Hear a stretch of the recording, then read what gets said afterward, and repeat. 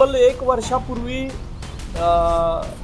प्रशांत कोरटकर नावाच्या नागपूरमधल्या एका व्यक्तीनं रात्री 12च्या दरम्यान फोन करून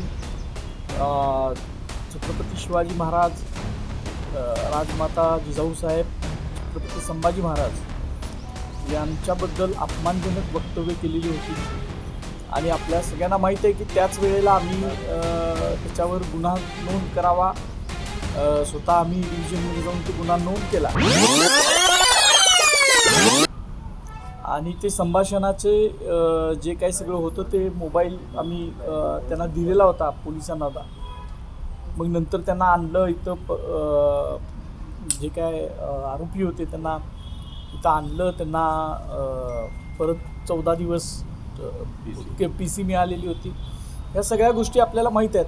पण आता त्याला 1 वर्ष होत आलं तरीसुद्धा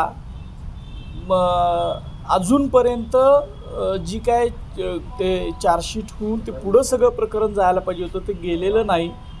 आम्ही सातत्यानं त्याचा पाठपुरावा करत होतो, पण वेगवेगळी कारणं देत ते कशामुळं थांबवलं आहे, ते पुढं कुठं कोण त्याचे रक्षक आहेत का शासनामध्ये, अशी एक शंका आम्हाला निर्माण झाल्यामुळं काल आमचे वकील ॲडव्होकेट आशिष सरोदे आणि इतरांनी आम्ही एक लीगल नोटीस पोलिसांना पाठवलं की जर पोलीस हे तपास करण्यामध्ये दिरंगाई करत असतील तर आम्हाला न्यायालयात जाण्याशिवाय पर्याय नाही. पुन्हा एकदा आम्ही या संदर्भात न्यायालयाचे दरवाजे ठोठावू आणि शिवाजी महाराज आणि राजमाता जिजाऊसाहेब आणि इतर महापुरुषांच्याबद्दल जे बदनामीकारक वक्तव्य केलेले आहेत आणि ज्या भावना दुखवलेल्या आहेत त्याच्याबद्दल जर शासन गंभीर नसेल तर न्यायालयाची लढाई लढण्यासाठी आम्ही पुन्हा तयारी करतो.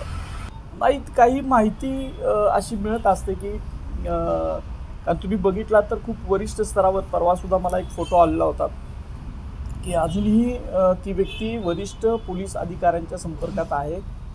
याची काही माहिती आम्हाला येत असते, कारण त्या माहितीच्या आधारावर आम्ही ते म्हटलेलं आहे आणि पोलिसांनी तपास करावा त्या संदर्भात.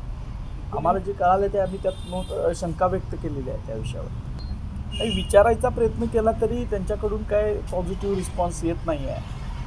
पोलीस कुठल्या तरी दबावाखाली आहेत का अशी एक शंका येण्या इतपत ते या सगळ्याचं निष्काळजीपणा करतायत असं वाटतं. आणि काहीही आम्हाला माहिती पोलिसांच्याकडनं या विषयाबद्दल मिळालेली नाही.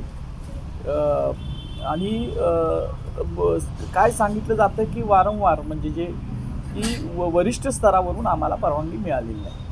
आता वरिष्ठ स्तरावर म्हणजे कोण हे आपल्या सगळ्यांना माहीत आहे की वरिष्ठ स्तर म्हणजे गृहमंत्र्यांच्याकडून या सगळ्यावर कारवाई होणं अपेक्षित आहे आणि ती काय अजूनपर्यंत झालेली नाही.